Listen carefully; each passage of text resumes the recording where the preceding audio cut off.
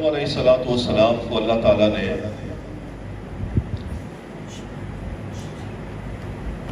ان کی ایک خطا کے عوض جنت سے زمین پر اتار دیا. بڑی شاندار زندگی تھی.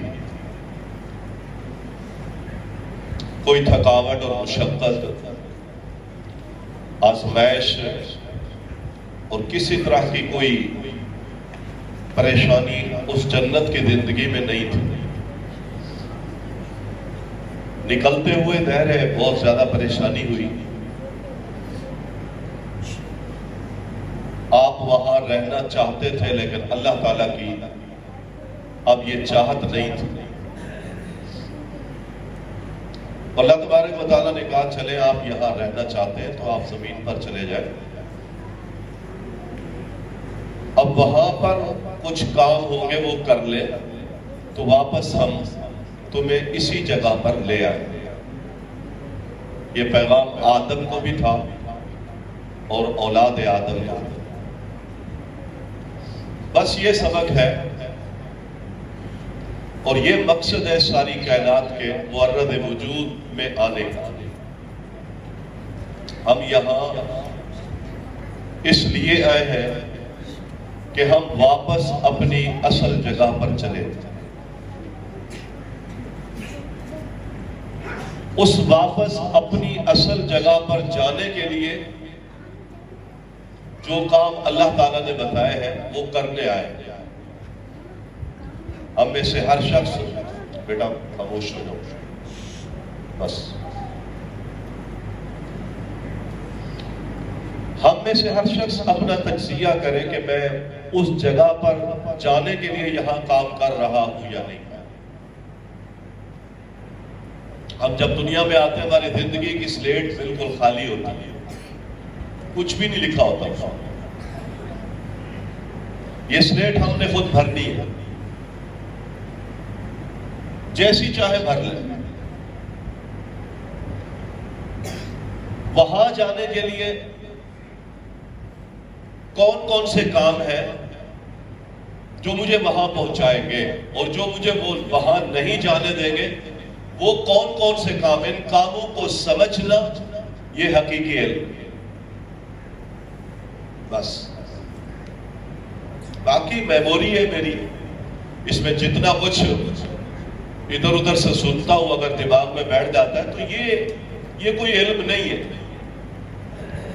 یا یہ تربیت نہیں ہے. یہ فہم کے اندر آنے والی معلومات ہے.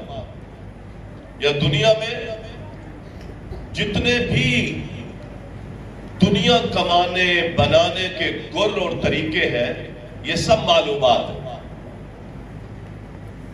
مجھے کون سی چیز ہے جو وہاں سے نکال کے لائی تھی اور کون سی چیز ہے جو مجھے وہاں دوبارہ لے جائے گی، اس کا احساس بیدار ہے تو دماغ میرے ساتھ ہے. اگر احساس بیدار نہیں ہے تو پھر ساری خواہشات ہیں اور خواہشات کی تکمیل کے لیے بھی دماغ میرے ساتھ ہے. ایک بندہ کہتا ہے میں صبح اٹھوں گا، کچھ بھی ہو جائے میں فجر پڑھوں گا، تھکا ہوا ہوں یا ہارا ہوا کچھ بھی ہو جائے میں پڑھوں گا. دماغ اس کا ساتھ ہے. یہ اٹھ کھڑا ہو دماغ نہیں روکے گا. اور ایک بندہ کہتا ہے نہیں بہت تھکا ہوا ہوں اب تو مشکل ہو جائے گی، تو دماغ کہتا ہے ٹھیک ہے میں بھی تیرے ساتھ ہوں. تو یہ سویا تو دماغ بھی سویا. یہ کہتا کچھ بھی ہو جائے میں ساتھ ہوں، یہ دماغ ساتھ ہو جائے گا. تو خواہشات جب غالب آتی ہے تو احساس مرتا ہے. جب احساس مرتا ہے تو پھر خواہش اور عقل وہ آپس میں جڑ جاتے ہیں اور پھر ہر گناہ بھی عقل اس کو پسندیدہ قرار دے کر اس کو اچھا لگتا ہے. ہم اپنے فکر کو بیدار کریں کہ کیا چیز ہے. وہ کیا چیز تھی جو مجھے نکال کے لائی تھی، اب کیا چیز ہے جو مجھے دوبارہ وہ اسی مقام تک پہنچا دے؟ میں یہاں کیوں آیا؟ میں اپنی اس جنت میں جانے کے لیے یہاں آیا، اپنے اس مقام کو جو کھو گیا تھا نا، اس کو پانے کے لیے یہاں آیا۔ اگر وہ کام میں نہیں کر رہا تو پھر بڑے گھاٹے کا سودا ہے۔ قرآن کریم نے کہا ہے کہ ایک شخص قیامت والے دن اللہ کی بارگاہ میں بڑی فریادیں کر رہا ہوگا، بڑی حسرتوں کے ساتھ آہو بکا کر رہا ہوگا، اور وہ کہہ رہا ہوگا ما اغنا عنی مالیہ، میرے مال نے مجھے کوئی فائدہ نہیں دیا۔ یہ آپ سے سوال ہے، کروڑوں کھربوں کا مالک، اربوں کا مالک، سلطنتوں کا مالک وہاں پر رو رہا ہوگا اور کہہ رہا ہوگا کہ میرے مال نے مجھے کوئی فائدہ نہیں دیا۔ تو کیا کوئی کھربوں کا مالک ہو کر اپنے مال سے فائدہ نہیں اٹھا رہا؟ غور کرے نا، گاڑی اس کے پاس ہے، گھر اس کے پاس ہے، ڈالر درہم دینار اس کے پاس ہے، جو چاہتا ہے خریدتا ہے، جیسا چاہتا ہے پہنتا ہے، جو چاہتا ہے کھاتا ہے، فائدہ تو اٹھا رہا ہے۔ پھر یہ کیوں رو رہا ہے کہ میرے مال نے مجھے کوئی فائدہ نہیں دیا؟ اب اس قرآن کے الفاظ پر غور کرنا، یہ کہہ رہا ہے میرے مال نے مجھے کوئی فائدہ نہیں دیا، فائدے اس نے اتنے اٹھائے۔ پھر ہم پڑھتے یہ کہ یہ قیامت کے دن کہے گا میرے مال نے مجھے کوئی فائدہ نہیں دیا۔ حقیقت میں اس کا مال وہ ہے جس مال سے اس نے اپنی آخرت بنائی ہے، باقی کوئی مال اس کا مال نہیں، اور آخرت کے لیے کوئی فائدہ نہیں اٹھایا تھا اپنے مال سے۔ اس وجہ سے یہ چلا رہا ہوگا کہ میرے مال نے مجھے کوئی فائدہ نہیں دیا۔ پیدائش اور بعث، پیدا ہوتے ہوئے آتا ہے، بغیر ختنے کے آتا ہے، بدن پر لباس نہیں ہوتا، برہنہ پیدا ہوتا ہے، ننگا پیدا ہوتا ہے، پھر اللہ تعالیٰ اس کو دنیا سے بھیجتا ہے تو آرڈر دے دیا چلے 3 چادروں میں لپیٹ دو، سب کے سامنے یہ برہنہ نہ جائے، تو وہ چادریں چند دنوں کے بعد ختم ہو جاتی ہیں۔ پھر اللہ تعالیٰ جس دن اس کو قبر سے اٹھائے گا، برہنہ اٹھائے گا۔ عجیب بات ہے، وہ ساتر العیوب ہے، اتنا عظمت والا رب ہے، ساری کائنات کا سلطان ہے، وہ لوگوں کو ننگا کھڑا کر دے گا؟ کبھی ہم نے سوچا کتنا حیا والا رب، مرد عورتیں سارے برہنہ کھڑے، حتیٰ کہ پیغمبر صلی اللہ علیہ وسلم فرماتے کہ ختنے کے وقت اس کے جسم کا وہ جو ٹکڑا کاٹ کے پھینک دیا گیا تھا، اللہ وہ بھی اس کے جسم کے ساتھ دوبارہ لگا ننگا۔ وہاں بھی یہ مسئلہ سمجھایا تھا، وہ گیٹ تھا وہاں سے آیا تھا تو ننگا آیا تھا، وہ گیٹ ہے وہاں تک رہا تھا، پھر میری بارگاہ میں ننگا کھڑا ہوگا۔ یہ ساری کائنات اب آخرت کے ساتھ اس کا تعلق آخرت میں کسی اعتبار سے نہیں ہے، اس کو دنیا میں ہی تو نے حاصل کیا ہے، دنیا میں ہی رہ جائے گا، اور جو کچھ بھی دنیا میں پایا ہے اس کا فائدہ اگر تو نے آخرت کے اعتبار سے حاصل نہیں کیا تو دیکھ لے آج اکیلا کھڑا۔ ہمارے پاس جو کچھ ہے ہم اپنی اس کو آخرت کے سنوارنے کے لیے استعمال کریں، جو کچھ ہے اس کو آخرت کے سنوارنے کے لیے استعمال کریں، کچھ بھی نہیں لے کے کھڑا ہو، کوئی لباس، کوئی مال، کوئی زر، کوئی نسب نامہ، کچھ بھی نہیں لے کے کھڑا، پاؤں میں چپل نہیں، بغیر خطبے کے اللہ کی بارگاہ میں کھڑا۔ یہ احساس دلایا ہے کہ ان سارے اشیاء کی، سلطانیت کی، مال و دھن کی وہاں پر حیثیت تھی تیرے لیے، تو اگر اس کو صحیح استعمال کر لیتا تو کر لیتا. آج صرف تیرا یہاں اکیلا وجود ہے، تیرا ذات رہا، تیرا عمل، وہ تقوی ہے، وہ خشیت ہے. اس کو پانے کی کوشش کر. محترم بھائیو، ہماری زندگی کی یہ سلیٹ جو ہم لے کے آئے ہیں، کل مولود یولد علی الفطر، جب انسان پیدا ہوتا ہے اس کی زندگی کی سلیٹ خالی ہوتی ہے، ٹوٹل اسلام پر پیدا ہوتا ہے. اب اس کو پر کرے، اس پر لکھے، اس پر نقوش جمائے، اس پر جملے تحریر کرے، وہ سیاہ لکھے، سفید لکھے، وہ اچھا لکھے، وہ گندا لکھے، یہ اس کی مرضی ہے. یہ زندگی کی سلیٹ اللہ نے آپ کو اور مجھے خالی دی. اس کو اچھا فل کرے، اس کو خوبصورت فل کرے، اس کو پر بہترین تحریریں لکھے، کردار سے، اخلاق سے، اللہ کی عبادات سے، اس اولاد کی تربیت سے، انفاق فی سبیل اللہ سے. اس سلیٹ کو پر کر، خوبصورت تحریر اور کتابچہ یہ میرے ہاتھ میں ہے، جس پر قیامت کے دن کچھ لوگ افسوس کریں گے، ما لہذا الکتاب لا یغادر صغیرۃ ولا کبیرۃ. وہ حقیقت میں میرا تھا، چھوٹا تھا یا بڑا تھا، جو کچھ اس میں لکھا گیا ہے وہ ذرہ برابر بھی نہیں چھوٹ رہا. زندگی کی سلیٹ پر سب کچھ تحریر ہو رہا ہے. اس فکر کو ہم بیدار کر رہے ہیں. یہ ہے تیاری، یہ ہے دنیا میں آنے کا مقصد. اس مقصد حیات کو اللہ تعالیٰ نے، اس مقصد حیات کو اللہ تعالیٰ نے بہت خوبصورت بنانے کے لیے اور منور روشنی دینے کے لیے جو عظیم ترین انسانی زندگی میں انقلاب کی شکل میں پیغام نازل کیا ہے، وہ اللہ کا قرآن. مقصد حیات کیا ہے؟ وہ نزول قرآن بتائے گا آپ، جس کو جو آپ سکھا رہے، جو آپ یہاں پڑھا رہے. آپ تو شاید اس قرآن کے اسلوب کو، اس کی تجوید کو، حروف اور مخارج کی ادائیگی کو وہ نہ سمجھتے ہوں. شاید ہم میں سے کتنے ایسے نوجوان بزرگ بیٹھے ہیں جن سے کئی گنا زیادہ بہتر قرآن ہمارے 6 سال 5 سال کے بچے نے پڑھا ہے. الحمدللہ.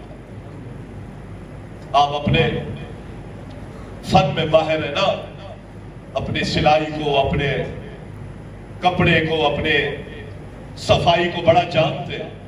لیکن ہم جو سن رہے تھے محسوس ہو رہا تھا کہ یہ وہ زندگی کی سلیٹ ہے جو والدین اپنی اولادوں کو آج ان کی زندگی کی سلیٹ یہ بھروا رہے، تحریر کرا رہے. یہ اصل سرمایہ اللہ ہے، یہ کمائی ہے، یہ وہ عمل ہے، یہ وہ دستور ہے، یہ وہ مقصد حیات ہے جو پلٹا کر اس بچے کو بھی اور پلٹا کر اس کے ماں باپ کو بھی اللہ کی جنت میں لے جائے. یہ وہ کام، یہ وہ کارخانہ ہے، یہ وہ نرسری ہے جس کو آپ صبح و شام سیراب کرتے، جس پر آپ محنت کر رہے، جس کے لیے آپ کوشش کر رہے. یہ کام ہماری زندگی کا مقصد. عظیم انقلاب، قیامت تک شاید ایسا انقلاب اس کائنات میں پھر کبھی نہ ہوا ہو نہ ہوگا. کون سا؟ نزول قرآن. اندھیرا تھا نا، آپ نے یہ بھی پڑھا ہے کہ اللہ تعالیٰ نے قرآن کو رات میں نازل کیا. کبھی سوچا ہے؟ دن میں نازل کرتا اللہ تعالیٰ. اِنَّا أَنزَلْنَاهُ فِي لَيْلَةِ الْقَدْرِ. پھر اللہ تعالیٰ کہتا ہے ایک تو قدر والی تھی، پھر لیلۃ المبارکہ، مبارک رات تھی، اور تھی رات. اہل علم نے رات میں قرآن کے نزول کا ایک بہترین مقصد یہ بیان کیا ہے، نقطہ یہ بیان کیا ہے، رات اندھیری ہوتی ہے، تاریک ہوتی ہے، رستہ نہیں نظر آتا، اللہ تعالیٰ نے رات کے اس اندھیرے میں قرآن کو نازل کر کے امت کو یہ پیغام دیا کہ یہ قرآن نور مبین ہے۔ زندگی میں جب مایوسیاں چھا جائیں، ذلتیں چھا جائیں، رسوائیاں چھا جائیں، ہاتھ تنگ ہو جائیں، رستے نہ ملے، ضلالتیں گھیرا کر لے، آپ نے آ کر اللہ کے قرآن کے دستور کے ساتھ اپنی زندگی کے نظام کی کنڈی کو جوڑ دینا ہے۔ اللہ تیرے لیے زندگی کے سارے نظاموں میں نور اور روشنی پیدا کرنا ہے۔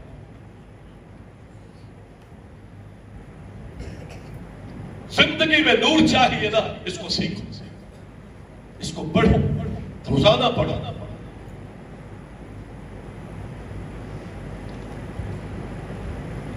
ہر گھر کے اندر دو تین چمکتے دھمکتے یہ قرآن پڑھنے والے ستارے موجود ہونے چاہیے۔ اللہ تعالیٰ، میں آپ کو مبارکباد دیتا ہوں، سچی بات کی کہ اللہ تعالیٰ نے آپ کو یہ توفیق دی۔ کبھی آپ دوڑ دھوپ کر رہے تھے اس پلاٹ کو لینے کے، اور آج اللہ کے فضل سے وہ لوگ جنہوں نے حصے میں ڈال لیے، بنیادیں ڈال لی، اب کمائیں گے انشاءاللہ، قیامت تک کمائیں گے۔ یہ آپ کی وہ فیکٹری ہے جس میں نقصان کا کوئی اندیشہ نہیں۔ اللہ تعالیٰ اپنی خاص رحمتوں کے ساتھ سارے ان بھائیوں کی ساری کاوشوں کو جہاں جہاں انہوں نے اس جگہ کے لیے، اس مدرسے کے لیے، اس مسجد کے لیے کی ہے، یا الہ العالمین اپنی بارگاہ میں ان ساری جہود کو شرف قبولیت عطا فرمائے۔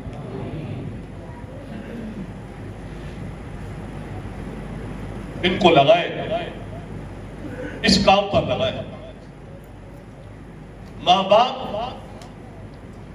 24 آور ذمہ دار ہے اور مدرسہ پارٹ ٹائم ذمہ دار ہے۔ آپ زیادہ ذمہ دار ہیں، اس اولاد کو سنوارنے کے آپ زیادہ ذمہ دار ہیں، اس کو سنواریں۔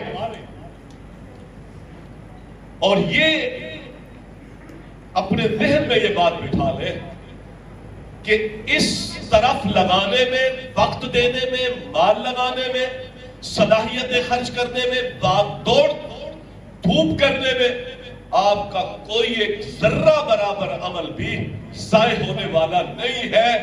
دنیاوی اعتبار سے بھی ایک بہترین نظام ملتا ہے زندگی کو۔ نبی صلی اللہ علیہ وسلم کی ایک حدیث میں پڑھ رہا تھا صحیح بخاری میں، آپ نے فرمایا وہ مومن جو قرآن پڑھتا ہے اور قرآن کے مطابق چلتا ہے، اللہ تعالیٰ کہ ہاں اس کی مثال کمثل الأدرجۃ، نارنگی کی طرح ہے۔ نارنگی مالٹا، اور اہل علم نے اس مثال پر بہت لکھا ہے۔ بات سمجھے، انسان کو دنیا کے نظام سمجھنے کے لیے 3-4 یہ حواس خمسہ نہ ہمارے، بولنے کی قوت، دیکھنے کی قوت، سننے کی قوت، اور لمس چھونے کی قوت۔ ہمارا ایک ذائقہ ہے، یہ زبان سارے ذائقے بتاتی ہے۔ آپ منہ پہ رکھتے ہیں نا، حسین بھائی بیٹھے ہیں تو کہتے ہیں وہاں بڑی اچھی ڈش بنی ہے، یہ ذائقہ ہے۔ اللہ تعالیٰ یہ صلاحیت دیتا ہے بندے کو ذائقے۔ ایک ہے ہم کانوں سے سنتے، ایک ہے آنکھوں سے دیکھتے، اور ایک ہے ہم چھو کے بتا دیتے ہیں کہ چیز کیسی ہے۔ یہ حواس ہے ہماری۔ اللہ کے نبی صلی اللہ علیہ وسلم نے قرآن پڑھنے والے اور قرآن کو سمجھنے والے اور قرآن پر عمل کرنے والے مومن کی مثال اس نارنگی کے ساتھ دی ہے، اور اس نارنگی کے اندر یہ چاروں خصلتیں ہیں۔ دیکھو تو آنکھوں کو بھلا لگتا ہے، دیکھو تو آنکھوں کو بھلا لگتا ہے، نام اس کا بڑا خوبصورت، آنکھوں کو ٹچ کرتا ہے۔ اس کو آپ کھائیں تو اس کا ذائقہ دیں، اور اس کی خوشبو آپ کے لامسا، خوشبو اس کی کتنی پیاری ہے، اور اگر آپ اس کو ہاتھ لگائیں تو ہاتھوں میں بھی آنے کے بعد بھی اس کا لمس بھی بڑا خوبصورت. اہل علم نے کہا یہ تو ایک مثال ہے، پھر کھائے، پھر اس کا ہاضمہ جلدی ہضم ہونا، نظام معدے کو ٹھیک کرنا، پتہ نہیں کتنے نظام اس سے بہتر ہوتے. تو اہل علم نے کہا کہ اگر آپ معمول کے مطابق اللہ تعالیٰ کی کتاب کو پڑھتے ہیں اور اپنے کچھ وقت کو روزانہ اس کے سمجھنے سمجھانے میں لگائے رکھتے ہیں تو آپ کے زندگی کے اور بدن کے جتنے حواس ہیں اللہ تعالیٰ ان کو فطرت کے مطابق چلائے رکھتا ہے. آپ کا دیکھنا اچھا ہوگا، آپ کا بولنا اچھا ہوگا، آپ کا لمس اچھا ہوگا، ہاتھوں سے تکلیف نہیں ملے گی. کتاب و سنت کے پڑھنے والے کو وہ ہاتھوں سے کسی کو تکلیف نہیں دے گا، وہ زبان سے کسی کی خیبتیں نہیں کرے گا، زبان سے کسی کو گالیاں نہیں دے گا.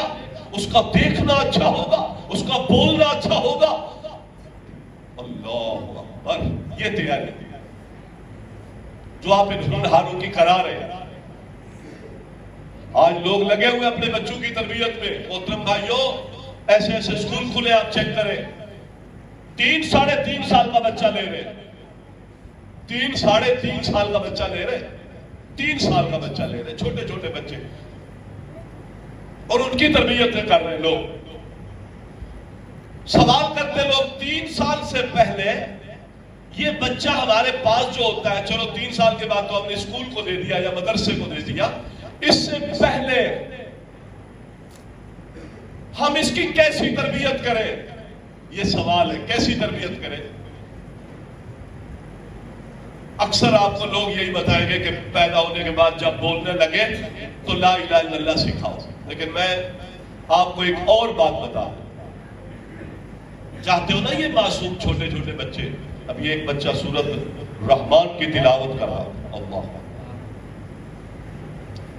میں ابھی کچھ پچھلے دنوں ایک سبا عشرہ کے قاری سے کچھ پڑھ رہا تھا، یہ قرآن کے کچھ قواعد اصول، 1-1.5 مہینہ ہو گیا تھا مجھے، میں اسے پڑھ رہا تھا. حالانکہ میرا طالب علم ہے، میں اس سے قواعد پڑھ رہا تھا سبا عشرہ کے. تو جو چیزیں مجھے اس نے بتائی ہیں بچہ اس طرز پر پڑھ رہا تھا.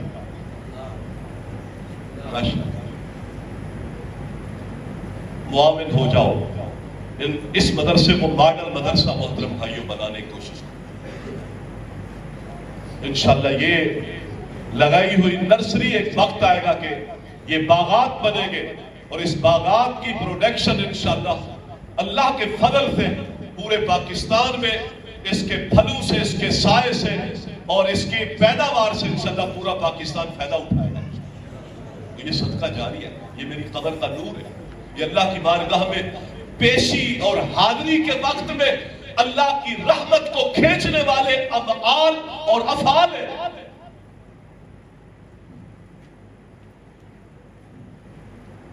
اس کے لیے بچے کی تربیت کے لیے سب سے پہلے میں والدین سے بھی کہوں گا، بچے کی تربیت حقیقت میں والدین کی تربیت چاہیے. لوگ پوچھتے ہیں 3-3.5 سال سے پہلے کیا کریں؟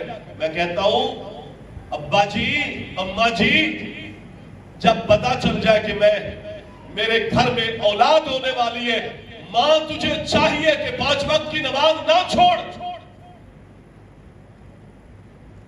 پتا چل جائے نا میں پریگننٹ ہو چکی ہوں، اولاد دے گا اللہ، 5 وقت کی نماز نہ چھوڑ، تہجد نہ چھوڑ، تلاوت نہ چھوڑ. اس لیے کہ جس زمین پر بیج ڈالا جاتا ہے، بیج زمین کے زرخیزی کے مطابق درخت اگاتی ہے. اب درخت زمین تو ہے، ماں تو زمین ہے، تو نماز پڑھے گی، تو تہجد پڑھے گی، تو اللہ کی تسبیح کرے گی. پیٹ میں بچہ پرورش پا رہا ہے، 4 مہینے کا ہوگا، روح ڈلے گی اور ماں تہجدیں پڑھ رہی ہوگی. اللہ کی قسم، اس ماں کے سارے کردار کا اثر اولاد پر پڑتا. یہاں سے تربیت شروع کر اپنی اولاد کی.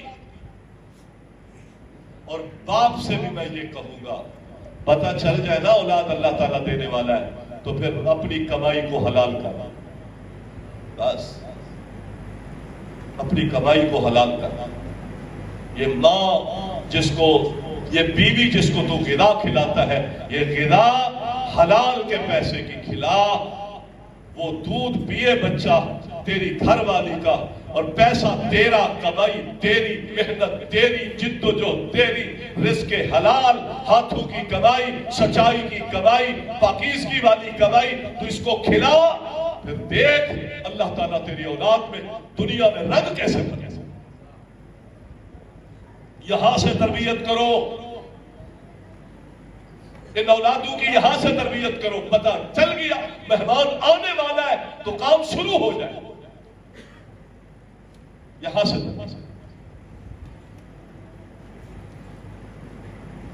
پھر اس کے بعد جب یہ دنیا میں آ جائے تو پھر بڑی ذمہ داری ہے۔ 7 سال تک بچہ آپ سے سیکھتا ہے اور وہ بولنے، سمجھنے اور دنیا کے کسی گر کے قابل نہیں ہوتا۔ میں حیران ہوتا ہوں، آپ ان بچوں کو، چھوٹے بچوں کو سلائی میں بٹھا دیں، کتنا وقت لگے گا؟ ان کو کسی اور کام پہ لگا دیں، کتنا ٹائم لگے گا؟ لیکن آپ نے ابھی 2 3 4 سال کے اندر دیکھا ہوگا کہ قرآن کو کس اتار چڑھاؤ کے ساتھ پڑھ رہا ہے۔ یہ زبان تیرے رب نے اس بچے کی آزاد کر دی ہے۔ علمہ البیان، دنیا کے سارے گر، سارے فن، دنیا کے سارے فیلڈ میدان جہاں کہیں بھی لگاؤ گے، اس کے لیے بڑی لمبی ٹائمنگ چاہیے کامیابی تک جانے کے لیے۔ اور جب اللہ تعالیٰ اس کی زبان کو کھول دیتا ہے، آپ قرآن سکھانا شروع کریں، جس انداز سے سکھائیں گے اس انداز سے پڑھیں۔ یہ اللہ تعالیٰ کی کتاب کی برکت ہے، اللہ تعالیٰ کی کتاب کی یہ برکت ہے۔ دنیا کا کوئی کام اس عمر میں، اس کیفیت میں نہیں ہوتا۔ 7 سال تک یہ بچہ ریکارڈنگ مشین ہے، یاد رکھیے، جس کو آپ پڑھا رہے نا، یہ ریکارڈنگ مشین ہے۔ ابا کیا کہہ رہا ہے، اماں کیا کہہ رہی ہے، آپ بولتے رہتے، یہ ریکارڈ کرتا رہتا ہے۔ 7 سال کے بعد وہ ریکارڈنگ چلتی ہے۔ آپ سمجھتے اور ہم سمجھتے ہیں کہ یار یہ غلط بولتا ہے، غلط نہیں بولتا، وہ وہی بولتا ہے جو اس کے اندر ریکارڈ ہوتا ہے۔ جو ماں نے غلط بولا تھا، جو ابا نے غلط بولا تھا، جس کے ساتھ یہ کھیلا تھا، کودا تھا، جس نے جو بولا تھا، کیا تھا، جو کچھ اس نے دیکھا تھا، 7 سال کی عمر ہے، اس کے بعد ختم۔ لہذا اپنے گھروں کا ماحول بہترین کرو۔ اس چھوٹے بچے کو تربیت جو دے رہے، وہ ماں کا کردار ہے، وہ باپ کا کردار ہے، وہ گھر میں بڑے بھائیوں کا کردار ہے، بہنوں کا کردار ہے۔ 7 سال تک آپ اپنے کردار کی ریکارڈنگ کرواتے اس بچے میں، 7 سال کے بعد آپ ادا دیں، یہ بہت مشکل ہوگا۔ پھر ایک شکل رہ جاتی ہے 7 سال کے بعد کہ بچے کو وہ اپنی اپنائیت دے دے۔ یہ جو بچے بیٹھے وہ اپنائیت دے دے کہ بچے کو اتنی محبت دے دے، اتنی اپنائیت دے دے، وہ یہ سمجھنے لگ جائے کہ یہ بچہ میرا، یہ بچہ سمجھنے لگ جائے یہ میرا ابا سب سے بڑا خیر خواہ ہے، سب سے زیادہ مجھ سے محبت کرتا ہے، یہ اماں سب سے بڑی میری خیر خواہ ہے، میرا ابا بہت ایماندار ہے، میرا ابا بہت نیک ہے۔ 7 سال کے بعد موڑنا چاہیں گے تو یہ کردار اتنا دکھانا پڑے گا، پھر بچہ موڑ کے آئے گا۔ ورنہ آپ جتنی تربیتیں کر لیں، جتنے اس کو درس دلا دیں، جتنے اس پر سختیاں کر لیں، معاملہ ختم۔ بھائیوں، دنیا بہت ہائی فائی جا رہی ہے، لوگ سکھا رہے ہیں۔ میں کچھ ایسے اسکولوں کو بھی جانتا ہوں، اسکول جہاں پر اسکول کے اندر بچوں کے کھانے پینے کی چیزیں رکھی جاتی ہیں اور 7 باکس رکھے جاتے ہیں۔ غور کریں کیا کیا تربیتوں کے لوگوں نے ماحول بنایا۔ باکس رکھے جاتے ہیں، جب ہاف ٹائم میں جب پریڈ ہوتی ہے، ان کا چھٹی کا ہاف چھٹی کا ٹائم ہوتا ہے، بچوں کو وہاں چھوڑ دیا جاتا ہے۔ جس کی جو مطلوبہ چیز ہے وہ اٹھا کے کھاتے ہیں، اور ان کو کہا گیا کہ جو چیز آپ اٹھائیں اس کی پرائز لکھی ہوئی ہے، آپ اتنے پیسے اس ڈبے میں ڈال دیا۔ ایسے اسکول سکھا رہے، وہ دنیا سکھا رہے، اور اس کے ساتھ ساتھ اب یہ سکھا رہے۔ ہمارا اسلام تو ہماری تربیت یہ کر رہا تھا۔ محمد علیہ السلام نے حسن کو دیکھا، اس صدقے کی کھجوروں پر ایسا ایسا لپک کے چھوٹا بچہ کیا ہے، کھجور اٹھائیے منہ میں ڈالیے۔ پیغمبر نے انگلی اپنی منہ میں ڈال کر کہہ کر آپ نے وہ کھجور نکال کے پھینک دی، فرمایا یہ صدقے کی ہے، اور تو آل محمد سے ہے، تو بچہ ہے اگرچہ لیکن آل محمد سے ہے، اور آل محمد پر صدقہ حرام ہے۔ یہ صدقے کی کھجور آل محمد کے اس بچے کے پیٹ میں بھی نہیں جا سکتا. یہ تربیت کس نے سکھائی؟ آج جو اسکول کر رہے ہیں وہ دیکھتے ہیں بچہ چیز اٹھاتا ہے, اس کی قیمت وہ اس بکس میں ڈالتا ہے, جب ہفتے بعد 3 دن بعد 4 دن بعد وہ پیسے نکالے جاتے کتنے کا مال رکھا تھا اور کتنے پیسے نکلے, تو اسکول والے وہ بتاتے کہ اگر ہم نے 10,000 کا مال رکھا ہوتا ہے تو اس بکسے سے 12,000 روپے نکلتے. بچے کو سکھایا ہے کوئی بات نہیں, وہ بچہ ڈال رہا ہے 4 روپے کی چیز ہے وہ 5 ڈال دیتا, وہ کہتے ہیں 1 روپیہ میری طرف سے صدقہ. وہ یہ سیکھنا ہے, وہ 5 کی چیز ہوتی ہے وہ 2 نہیں ڈالتا. یہ کون سکھا رہا ہے؟ یہ ہم آج سکھائیں بچے, ہم سکھائیں اور سکھانے کے لیے اپنا سب سے پہلا کردار اس چیز کی طرف ہمیں آنا ہے. یہ مدارس, یہ تربیتیں, اس کے ساتھ پھر علم, اور پھر یہ اس نئی نسل کو اس گمراہی کے زمانے میں, فتنوں کے زمانے میں, بدعملی کے زمانے میں, فحاشی عریانی کے زمانے میں ذمہ داری یہ ہے کہ ہم خود بھی اور ان چھوٹی اپنی نسلوں کو بھی جہنم کی آگ سے بچائیں. سلگتے ہوئے یہ معاشرے آج نوجوان سلگ رہے, اپنے آپ کو آگے لگا رہے ہیں, بدعملی میں, گناہوں میں, معصیات میں گھرے ہوئے ہیں.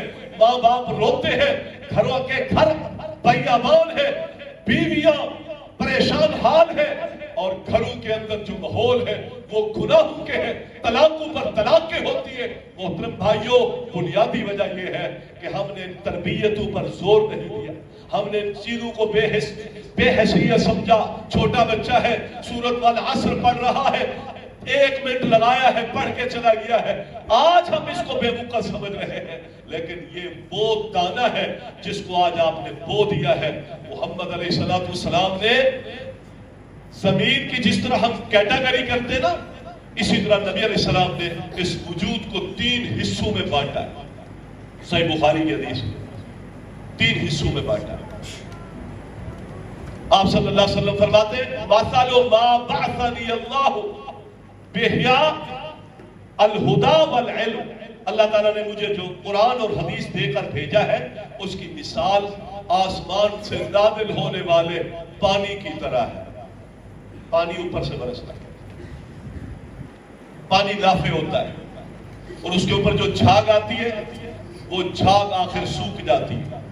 دین, عمل, ایمان, تربیت, یہ ایسا فیض ہے جو قیامت کے دن نفع دے.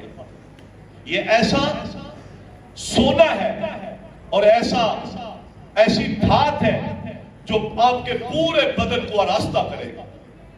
اللہ نے اس کی قرآن مجید میں سورۃ رعد میں مثال دی. یہ آراستہ کرنے والا کی دھات ہے. سونا ہے, آپ اس کو چلائیں, اس کی ساری میل کچیل اتر جاتی ہے اور سونا باقی بن جاتا ہے اور بدن کو آراستہ کرتا ہے. پانی برستا ہے, فسالت اودیۃ بقدرها, نالوں میں چل پڑتا ہے, تیز چلتا ہے. تو آپ نے دیکھا ہوگا کبھی اوپر جھاگ آ جاتی ہے, تنکے آ جاتے ہیں, اور وہی پانی جب کھیت میں چلا جاتا ہے تو پھر کھیت کے اندر جا کر کے بیج کو اگاتا ہے, درخت نکلتے.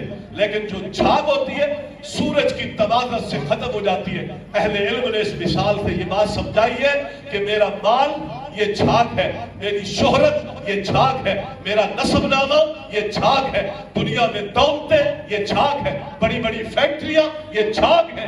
اصل پانی کیا ہے؟ آپ کا علم ہے, آپ کی تربیت ہے, آپ کا تقوی ہے, آپ کا ایمان ہے, مسجد سے وابستگی ہے, اولاد کا صالح ہونا ہے. یہ اصل ہے, اور جو اصل ہے وہ باقی رہتا ہے, اور جو جھاگ ہے اللہ کہتا ہے اڑ جاتی ہے.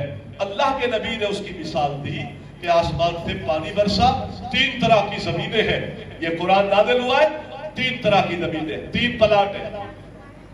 ایک پلاٹ وہ ہے پانی برسا, اس پانی کو اس نے جذب کیا, اس میں سے کھیت نکلے, کھلیان نکلے, نباتات اگی, پھر اس نباتات سے اس پر پھل لگا, اس کے نباتات کے اور درختوں کے سائے سے جانوروں نے فائدے اٹھائے, چرند پرندوں نے فائدے اٹھائے, اور اس کے پھلوں سے انسانوں نے فائدے اٹھائے. کتنے فائدے ہوئے؟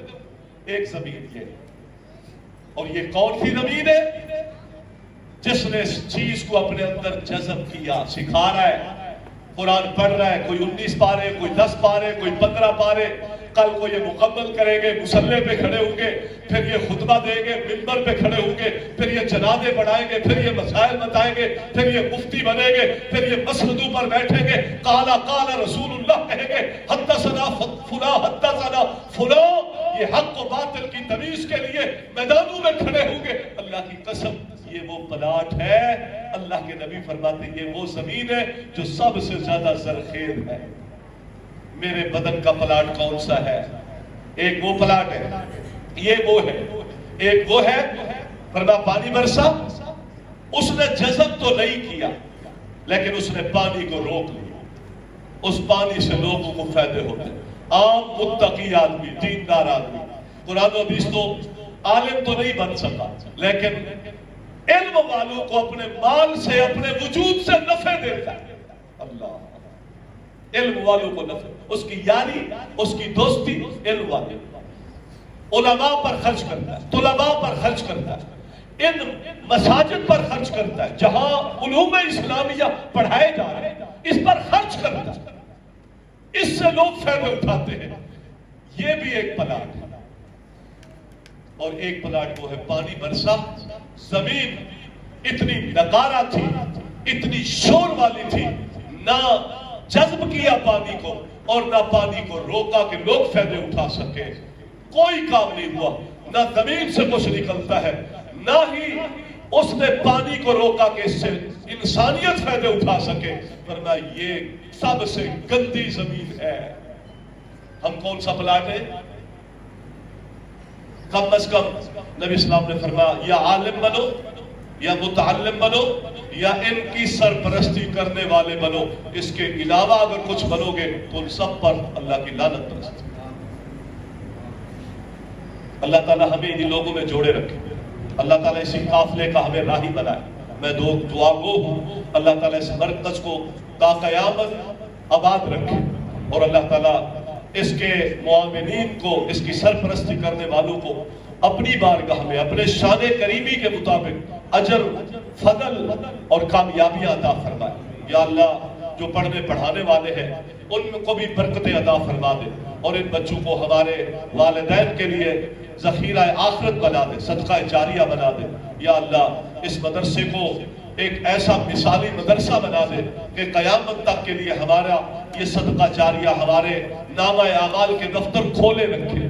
یا الہ العالمین ہمارے اساتذہ کو، ہمارے معاونین کو، مدرسے کے منتظمین کو، ان کے معاونین کو، اس کے ساتھ خیر خواہی کرنے والوں کو سب کو بہترین جزا عطا فرما دے، ہماری یہ کاوشیں اپنی بارگاہ میں قبول فرما دے، ہمارے گناہوں کو معاف کر دے، اور ہماری خطاؤں کو معاف کر کے اپنی بارگاہ میں ہمارے ان اعمال کو سرخروئی کے ساتھ قبول فرما کر ہمیں جنتوں میں بھی اکٹھا فرما۔